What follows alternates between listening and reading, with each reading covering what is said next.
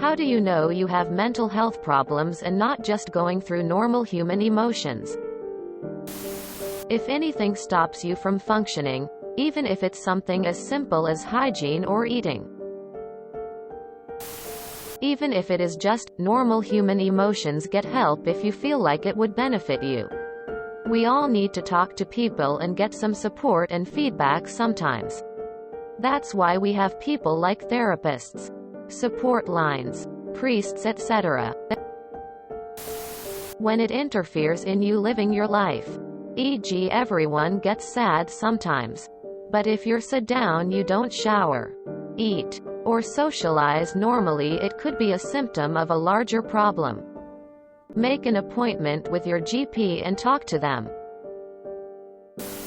In general, if it interferes with your life in abnormal ways, it's a normal emotion to be anxious before a test. It's not normal to be so anxious you don't sleep the night before and barf on the ride there. Is it a pattern or a temporary thing?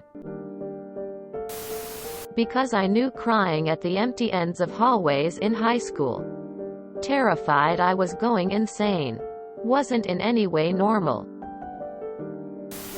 When it affects your life to a point it's difficult to function or do things without a clouded head. I have clinical depression and I've been treated for it for over a decade. It's much better. I still have bad days. I also have OCD and I'm treated for that as well. I was always fixated on number patterns. I have taken a few math classes while medicated and they're very satisfying. Valuable question. Generally, if you think you might have depression, you probably do. If you got help and didn't actually need it, no harm done, right? If you're asking yourself, do I need some help? Genre some help maybe is not a big problem. Maybe you can live with it. But you deserve to be helped if you need to. Persistence and interference with regular functioning. Something else to consider. The best time to focus on your mental health is when nothing is wrong. You can develop good practices like mindfulness and learn to be open and honest with the way you feel. So when things go wrong, you know how to deal with them. I think I have ADD and don't know what to do about it, and yes, it does mess me up sometimes.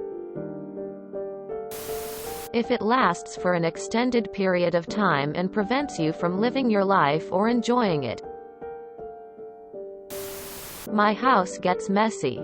I ignore important things. Sometimes I don't even shower or change clothes or leave my bed for a few days.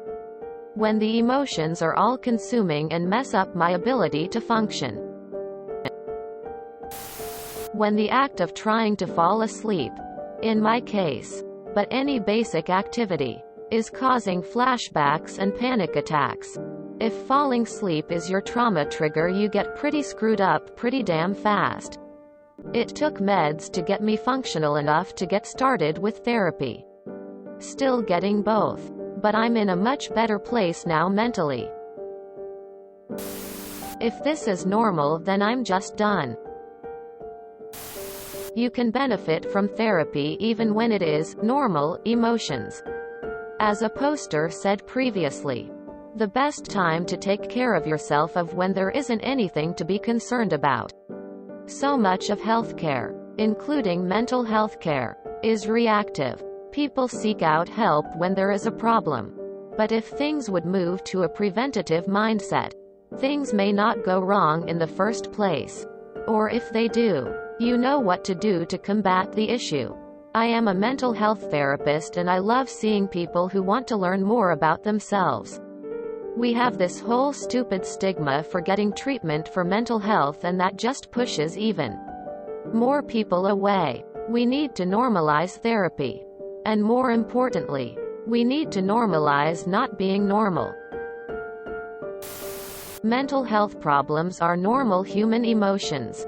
As the saying goes, normal is a setting on a clothes dryer.